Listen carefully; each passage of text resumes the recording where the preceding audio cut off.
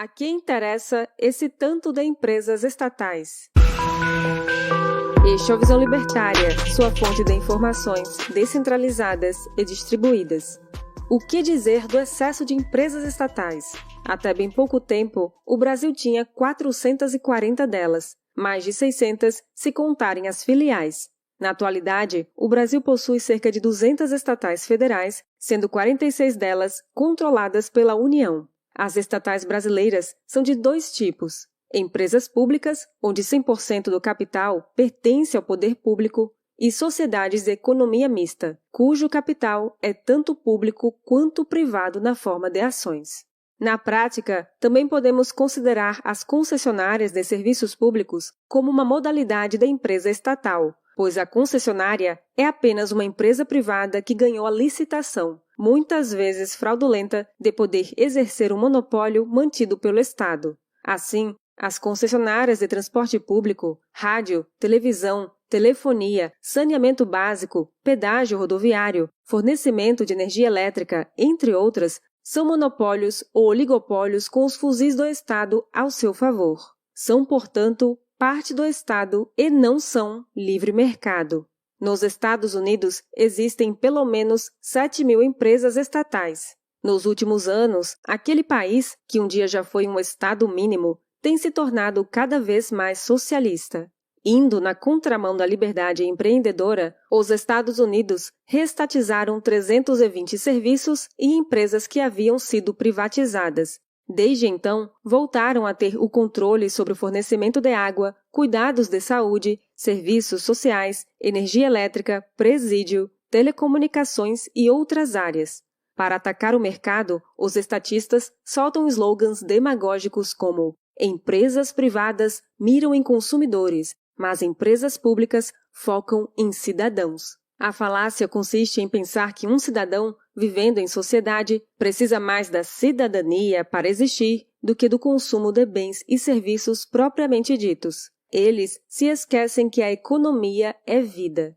Ora, se cidadania é um conjunto de direitos e deveres de um habitante da polis, cidade, então a empresa pública, focando no cidadão, teria que existir para prestar direitos ao invés de serviços. Logo, ela não poderia ser uma empresa pública, mas sim um órgão do Poder Executivo. Se a empresa pública priorizasse a cidadania tanto assim, não poderia nem mesmo cobrar pelos seus serviços. Bastaria alguém ir ao banco estatal e exigir empréstimos irrestritos ao argumento do direito à dignidade da pessoa humana. Seria possível cobrar gasolina grátis da monopolista petroleira pública em nome do direito de ir e vir do cidadão, e assim por diante. O ponto é que as justificativas estapafúrdias sobre a existência de empresas públicas planificando a economia não convencem. Se uma firma não se pautar por critérios de lucro, ela não usará seus recursos de forma inteligente. Ela irá falir. Porém, a empresa estatal continua existindo por lei. Restará ao governo roubar mais dinheiro da população via impostos para recuperar a empresa pública da falência. Portanto, de um jeito ou de outro, o cidadão, entre muitas aspas, será um consumidor obrigado a pagar mais caro pelo serviço. Se a empresa pública se pautar no lucro, ela possivelmente distorcerá o mercado, atrapalhando a concorrência. Tornar-se-á um monopólio ou um cartel e cobrará mais caro. Se não se pautar no lucro, ou se tiver prejuízos por conta da corrupção de políticos e funcionários públicos, o consumidor pagará por um serviço de má qualidade. Depois, ele perderá dinheiro de impostos usado para a recuperação financeira da massa falida estatal. Empresas estatais criam monopólios e oligopólios porque dificultam a entrada de novos players. Elas têm governança corporativa corrompida por interesses políticos. São mais ineficientes, desperdiçam recursos, encarecem os serviços, ditam os preços, usam dinheiro de imposto para existir, enquanto alegam que isso é bom para o povo. É engraçado que os estatistas que esbravejam contra a competição desleal do mercado são os mesmos que defendem a existência de empresas públicas. Essas sim, desleais. Um argumento estatizante usado ainda hoje pelos socialistas reacionários é: Mas sem o correio do Estado, quem vai levar cartas aos pobres que moram em áreas pouco acessíveis? Como o pobre vai receber sua conta de luz?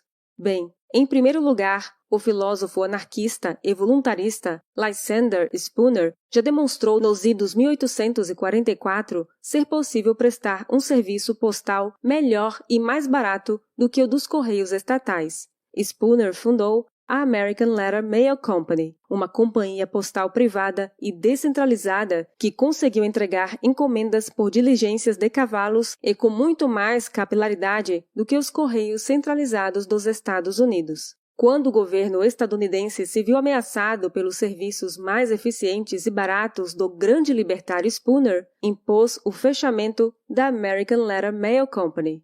Em segundo lugar, o excesso de greves nos Correios do Brasil fez com que o mercado reagisse e desse espaço a várias empresas de logística. O corriqueiro agora é que muitas empresas já possuem seu próprio setor de entregas por todo o território nacional, mesmo em zonas rurais pouco acessíveis. Quando uma empresa não possui um setor de entregas, ela contrata outra empresa especializada nesse critério. Uma capilaridade logística no livre mercado tem integrado os modais hídricos, ferroviários, rodoviários e aéreos, de modo que não tem um planejador central capaz de compreender como se dará essa capilaridade. Apenas o mercado pode resolver isso.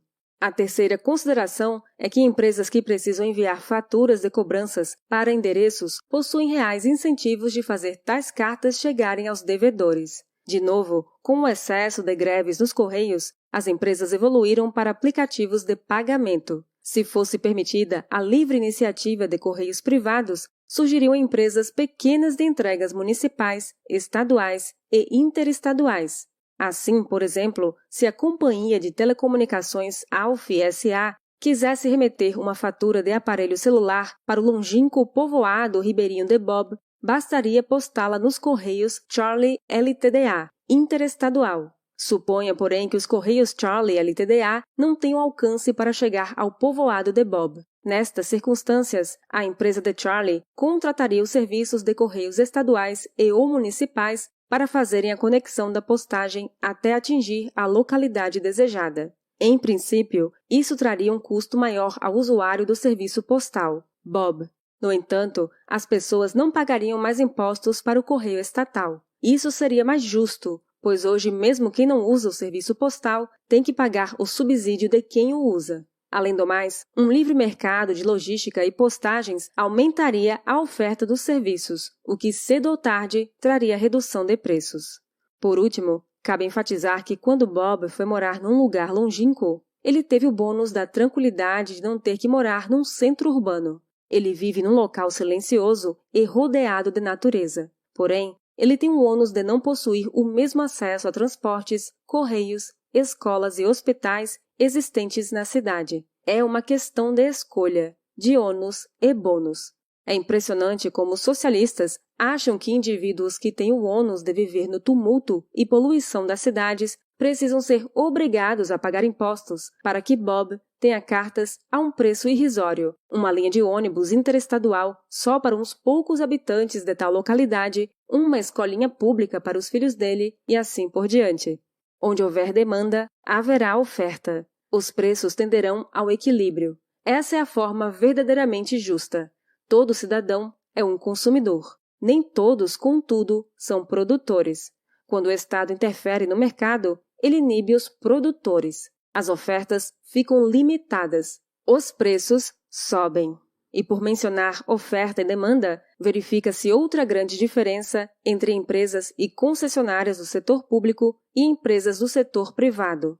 Quanto mais livre é um mercado, mais ele deseja que os consumidores queiram seus serviços, pois ele quer atender a demanda. Ele se esforçará para alocar seu capital para produzir mais produtos, mais serviços, mais tecnologia, mais soluções. Em outras palavras, ele aumentará sua oferta para atender à crescente demanda. Já os serviços do Estado funcionam na lógica inversa. Quando há um aumento na demanda, o Estado culpa os consumidores e força-os ao racionamento. Quando há escassez, o poder público não tem os meios racionais de alocar capital de forma inteligente. Decorre disso um choque na oferta. Assim, um cidadão, entre aspas de novo, se verá forçado pelo Estado ao racionamento de energia elétrica, restrições no uso da água, toque de recolher quando a violência aumenta e revezamento de veículos no trânsito. Havia linhas telefônicas limitadas quando a telefonia era uma empresa estatal. As operadoras, embora sejam concessionárias contaminadas pelos tentáculos do Leviatã, possuem um mercado menos restritivo do que antigamente. As operadoras, ao menos, sanaram o problema da oferta. Enquanto a indústria de bebidas cresceu no Brasil nos últimos anos, usando bastante água para produzi-las, os monopólios estatais de saneamento continuam tendo que racionar água de tempos em tempos, de tal modo que tem mais pessoas pobres tomando refrigerante e usando o celular com internet do que tendo acesso ao saneamento básico. Para arrematar, só resta responder que esse excesso de empresas estatais e concessionárias só interessam aos plutocratas, e depois, quando tudo está mais caro, o iludido e o político culpam o capitalismo malvadão. Obrigada por sua audiência. Este artigo foi sugerido e escrito por Rods, revisado por Donda e narrado por Baby Yoda. Se você quiser contribuir para a causa da liberdade, clique no like e compartilhe o vídeo em sua rede social. Considere também se inscrever em nosso canal e clicar no ícone de campainha. Até a próxima!